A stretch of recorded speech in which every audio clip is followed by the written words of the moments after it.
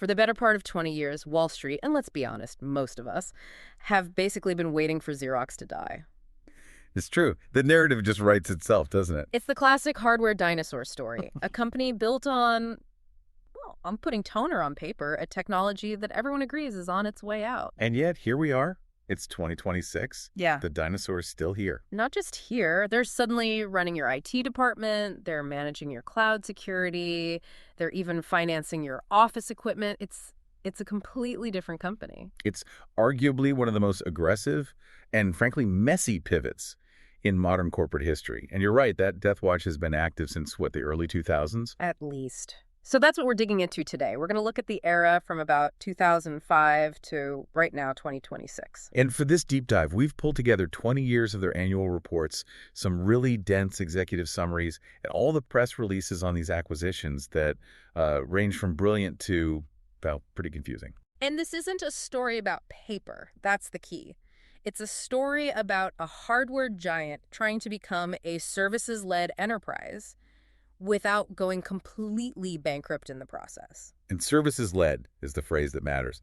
The whole mission here is to unpack what that even means, because for a long time, Xerox thought services meant one thing, and they found out the hard way they were wrong. So wrong they had to burn it all down and start over. Pretty much. Yeah. But before we get into the timeline, we have to talk about this core concept, this obsession they had with the word annuity. It's all over the documents. Annuity, recurring revenue.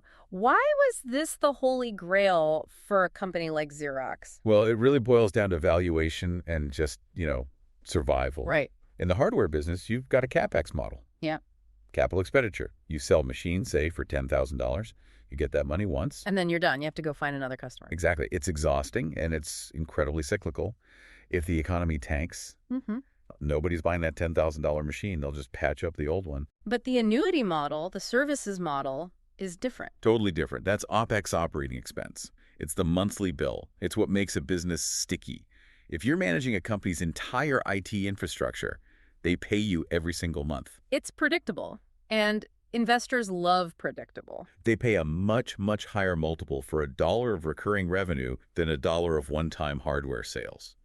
Xerox's entire 20-year struggle has just been trying to move that slider from one-time sales to recurring revenue. Okay, so let's go back to the first major attempt to move that slider. We're talking 2009. The financial crisis is still fresh. The world is practically melting down. And Xerox decides this is the perfect moment to drop $6.4 billion on an acquisition. They buy a company called ACS Affiliated Computer Services. And the scale of this gamble, I mean, it's hard to overstate, isn't it? It really is. This was not a small bolt-on acquisition. This was a transformation. They paid a huge premium, and the deal was worth about 40% of Xerox's entire revenue at the time. They were absolutely betting the farm. It feels, I don't know, a little desperate looking back at the press releases. Like they saw printer sales falling off a cliff, panicked, and just bought the biggest life raft they could find. It was definitely a defensive move. The paperless office was finally becoming a real threat. They knew they had to be in the business of managing information, not just printing it. And ACS was the world's largest BPO firm, business process outsourcing. Right, but business process outsourcing is such a sterile term for what this actually was. It really is. When you dig into what ACS did, it wasn't high-tech stuff. It was toll booths. It was student loans. Medicaid claims, call centers, Yeah. parking tickets. So you have Xerox, this legendary company of high-end engineering from Rochester and Palo Alto. Right, patents, R&D. And overnight, they basically acquire an army of people who are just answering phones and processing paperwork. That's the friction point right there. Overnight, Xerox's headcount doubled. They added 74,000 employees. Wow. 74,000. Think about that culture shock. You go from being an engineering-led company to a labor-led company. The whole center of gravity shifts. And the margins must have been a nightmare. Completely different animals. High-tech hardware has healthy margins. BPO is a volume game with razor-thin margins. You're just selling human hours. To double your revenue, you have to double your headcount. There's no leverage in that model. But the logic, flawed as it was all about that stickiness. That was the theory. If Xerox runs the EZ Pass system for a state, processing $3 billion in tolls, that's a 10-year contract. That state can't just switch to a new vendor next Tuesday. It gave them a huge, stable floor of revenue. Okay, so they bought stability, but they also bought a giant, complicated mess. And that brings us to the next phase, from around 2011 to 2015. The peak, you could call it. On paper, it was working. Services hit 55% of the revenue. They were officially a services company. But investors hated it. They hated it because of the conglomerate discount. Mm. The market just looked at Xerox and said, what are you? Are you a shrinking tech company or are you a low-margin call center company? You can't be both. And the stock just languished because the high-value tech business was being dragged down by the operational weight of the services arm. Enter Carl Icahn. 2015, he buys a massive stake and basically forces their hand. Icahn was the catalyst, yeah. But the writing was on the wall. The synergy they promised never really happened at scale. To quote Ursula Burns, the CEO at the time, the two businesses just operated on different axes. So in 2016, they pull the plug. They undo the entire $6.4 billion bet. They split the company in two. The BPO business, the tolls, the call centers, all of that gets spun off into a new company called Conduent. And Xerox is left with the original document technology business. It was a humiliating reversal of strategy, but it was absolutely necessary for survival. Xerox was left smaller, back down to around 10 or 11 billion in revenue. Oh, right. Well, right back where they started. A hardware company in a digital world. Which brings us to the rebuild, 2017 to 2022. They've shed the life raft. Now they actually have to learn how to swim. And they had to get light, fast. This is where Project Own It comes in, which they launched in 2018. And these corporate project names, they usually mean one thing, right? They mean we're cutting costs, a lot of costs. And they did. They stripped out over $2.2 billion in gross costs in just a few years. That's not trimming fat. That's cutting into muscle. It was a total restructuring. But here's where the story pivots again and gets interesting. They didn't just bank those savings. They used that cash to try a completely different services strategy. And this is the one that brings us to the modern Xerox. Exactly. They stopped looking at business process outsourcing and started looking at IT services. Which is a critical distinction. Huge. The first attempt with ACS was about breadth, doing everything for everyone. The second attempt was about depth within their existing customer base. They looked at their clients, especially small and medium businesses, and asked, what's your biggest headache? And the answer wasn't, I need help processing parking tickets. It was, my Wi-Fi is down and I'm terrified of ransomware. Precisely. Small businesses don't have a CIO. They have a guy who comes in on Tuesdays, if they're lucky. Xerox realized they already have a technician in that building fixing the copier. Why can't that technician, or the dealer network behind them, also handle the firewall, the cloud setup, the laptops? Okay, I have to be the skeptic here for a second. If I'm a small law firm and the copier guys show up and say they want to handle my cybersecurity, I'm going to hesitate. Of course. That was the hurdle. The Xerox brand means toner, not threat detection. It feels like a massive stretch. It was. But for an SMB, what's the alternative? A messy patchwork of local vendors. Xerox could offer the one-throat-to-choke model. One bill, one provider for everything in your office. And to bridge that credibility gap, they started acquiring actual IT companies. Which takes us into the reinvention phase from 2023 to today. This is where the strategy really starts to solidify. The acquisition of iSavvy in 2024 for $400 million was the big accelerator. iSavvy wasn't a print company. They were a pure-play IT solutions provider. So they bought the expertise. They bought the expertise and plugged it into their massive distribution network. Suddenly, the pitch wasn't, trust us, we learned IT. It was, we bought the experts and we're bringing them to you. It's a distribution play. Xerox has the customer relationships, iSavvy has the product. Precisely. And they paired this with some really interesting internal innovation. We have to talk about CareAR. Right. CareAR. The augmented reality support tool. This kept popping up in the reports as a real crown jewel. Because it solves a very boring but very expensive problem. The truck roll. Every time a machine breaks, sending a technician in a van costs hundreds of dollars. And half the time they get there and realize it was just a loose cable. Exactly. CareAR lets a remote expert see through an on-site person's phone camera. But the expert can literally draw a circle on their screen around a specific button.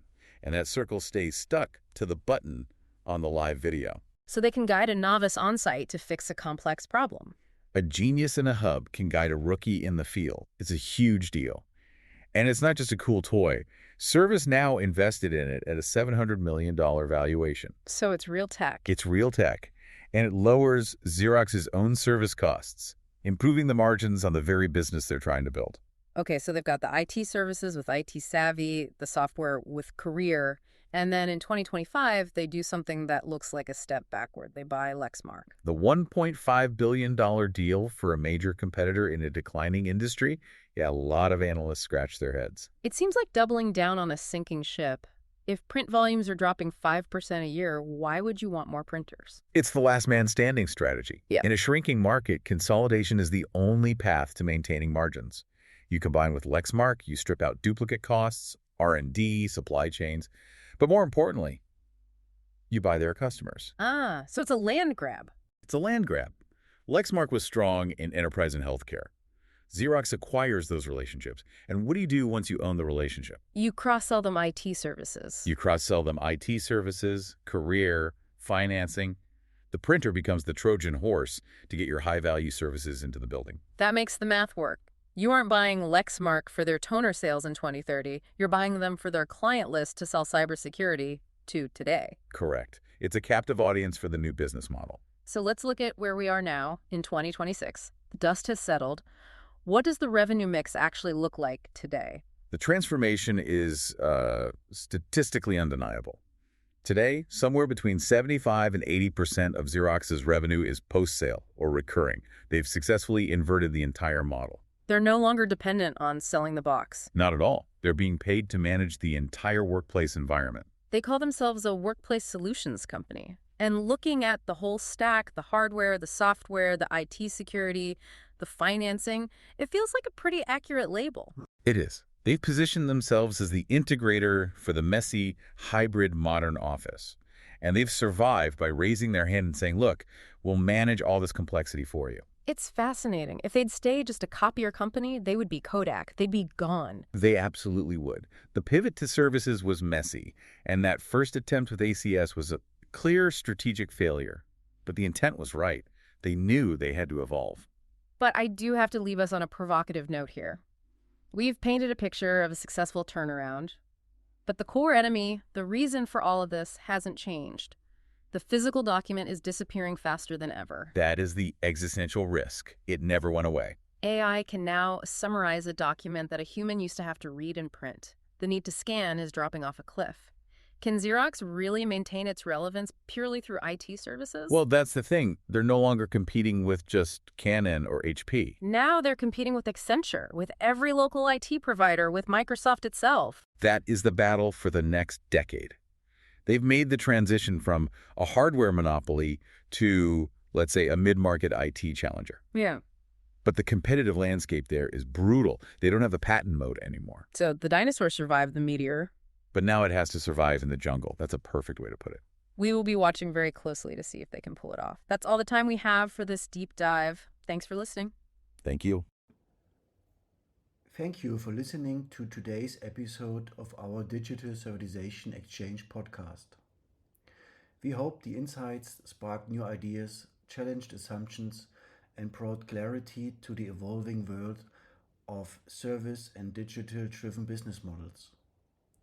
This podcast is grounded in extensive research across various fields, drawing on years of academic work, case studies, and cutting-edge publications.